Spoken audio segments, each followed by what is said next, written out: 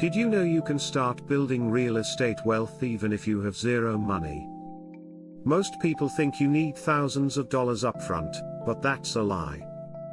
Here's the secret: real estate wealth isn't about money, it's about strategy.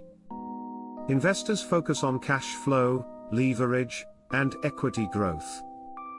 Let's break this down. First is cash flow. This means properties that pay you every month. Next is leverage. This is using other people's money, like banks or partners, to buy property.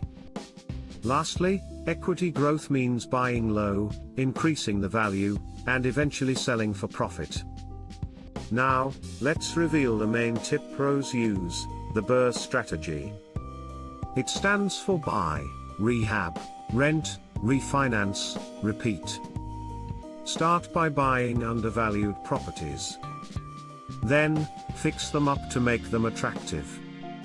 Once they are ready, rent them out for passive income. After that, refinance to pull out your cash. Finally, repeat the process to scale your investments quickly. In summary, you don't need a fortune to start.